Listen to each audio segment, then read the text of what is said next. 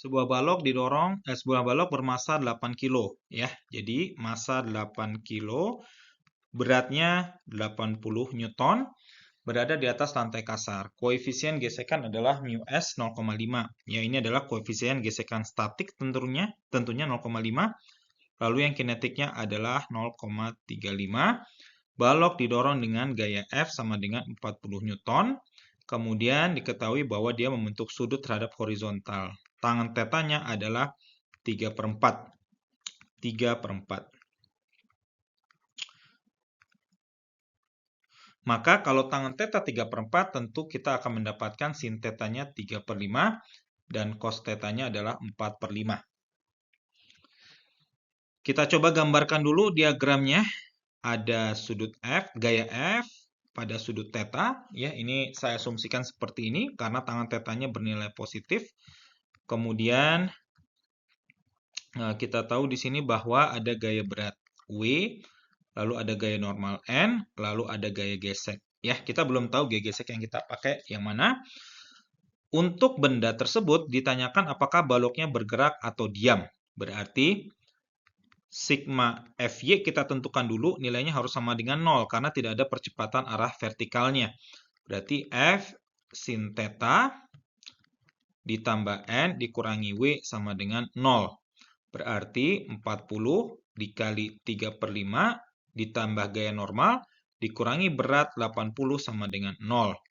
Ya, ini coret dapat 8, berarti gaya normalnya 80 dikurangi 24. Kita akan mendapatkan gaya normalnya 56 Newton. Nah, kemudian baru kita masukkan gaya gesek statik maksimum karena dia ditarik dalam keadaan aslinya dia diam. Berarti gaya gesek statik maksimum adalah μs kali N. Berarti Fs maksimum akan bernilai sama dengan μs-nya kita dapatkan sama dengan 0,5 sesuai dengan soal dikalikan 56. Berarti gaya gesek statik maksimumnya adalah 28 Newton. Ya, ini adalah gaya gesek statik maksimum. Lalu untuk gaya gesek kinetik itu adalah μk dikali N, berarti gaya gesek kinetiknya adalah sama dengan 0,35 dikali 56. Maka gaya gesek kinetik nanti akan didapatkan sama dengan 19,6 Newton. Nah, bagaimana cara membuktikan apakah dia bergerak atau diam? Di sini yang menyebabkan dia bergerak karena ada komponen gaya arah horizontal. Berarti ada Fx sama dengan nilainya adalah 40 kali cos theta atau cos theta adalah 4/5. Ini dapat 8, berarti gaya gesek statiknya gesek horizontalnya adalah 32 Newton. Nah, karena gaya tarik horizontalnya lebih besar daripada gaya gesek statik maksimum, maka benda bergerak atau dianggap bergerak ya, sesuai teori ini. Bendanya tidak diam, tapi dia mengalami gerakan. Kenapa? Karena gaya horizontalnya lebih besar daripada gaya gesek statik maksimum. Untuk soal yang B, jika balok bergerak, hitung percepatan. Jika balok tidak bergerak, tentukan besar F minimum agar balok mulai bergerak. Ya, karena kita sudah mendapatkan bahwa sebelumnya balok bergerak dengan nilai Fx tadi sama dengan F dikali cos theta, di mana Fx didapatkan sama dengan 32 Newton. Ya, Fx-nya sama dengan 32 Newton.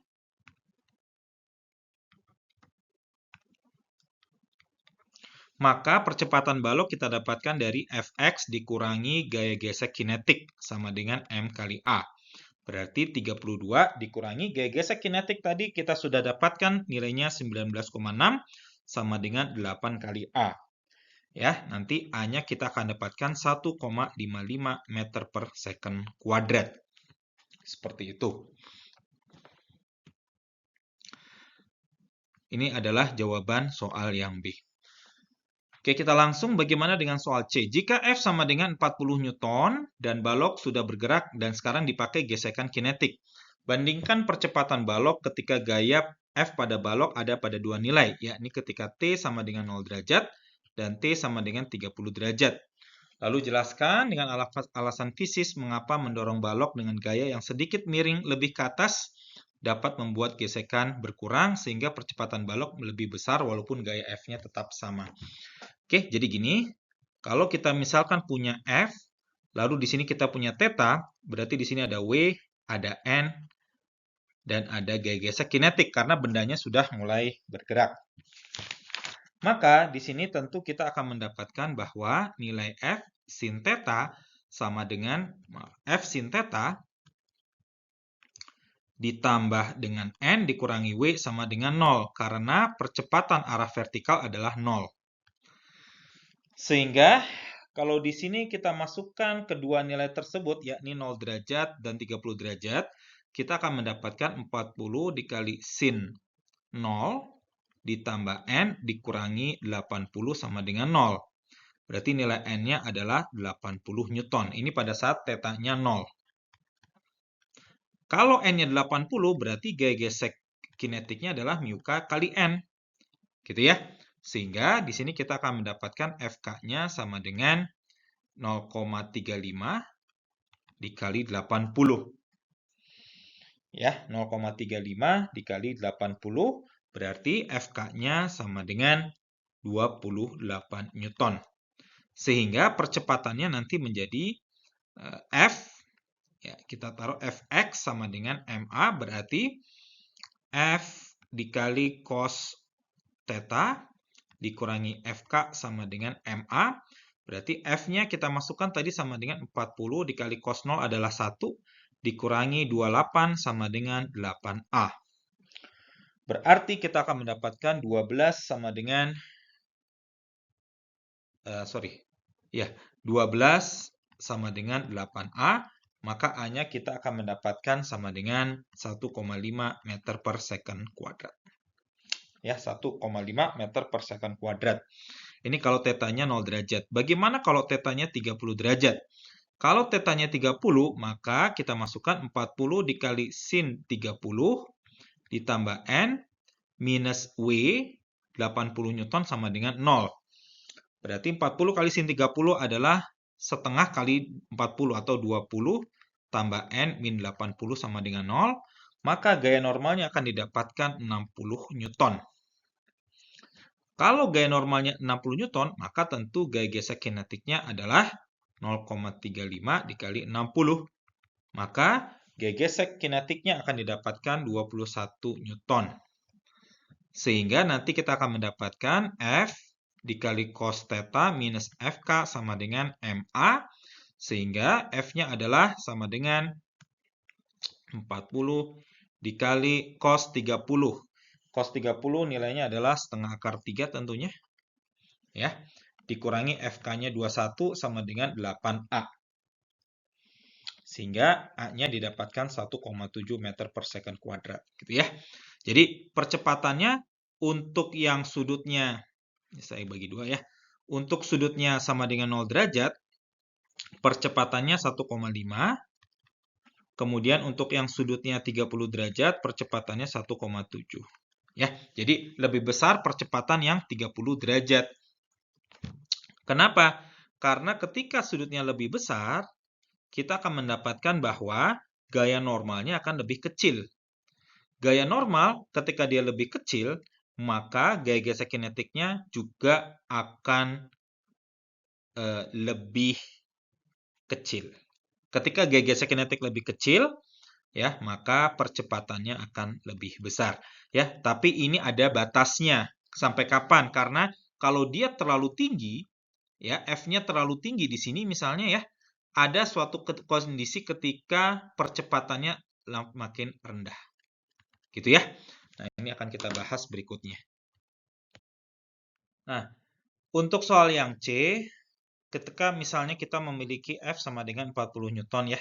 Kita coba gambarkan dulu semua gaya yang bekerja. Ada F ditarik pada sudut theta, lalu ada gaya berat W, ada gaya normal N, lalu ada gaya gesek. Di sini kita masuk gaya gesek kinetik. Ya, maka di sini kita memiliki sigma Fy tetap sama dengan 0. Berarti N ditambah F sin theta dikurangi W sama dengan 0. Berarti di sini nilai N-nya adalah W minus F sin theta. Ya, di sini jelas nampak bahwa ketika sin theta semakin besar, karena tetanya makin besar, maka nilai N jelas makin rendah.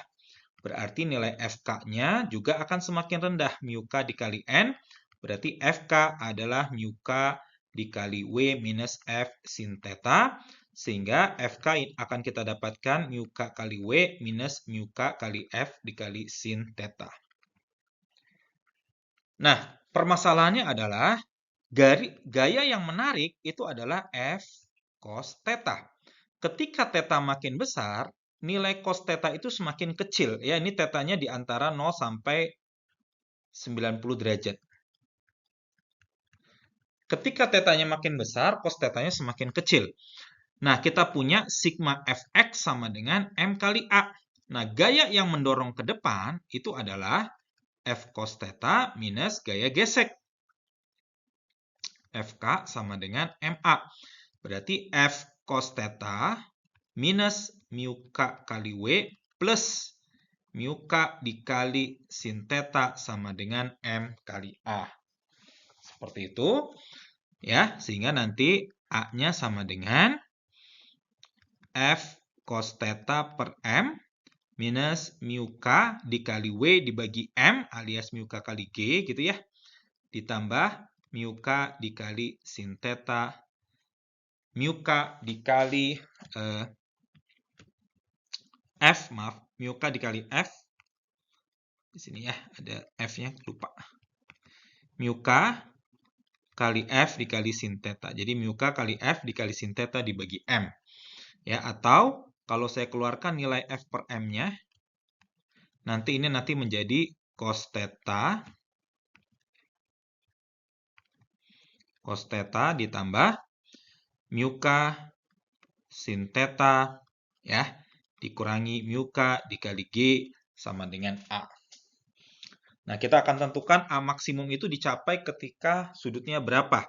Berarti dA per d theta ini harus sama dengan 0. Ya.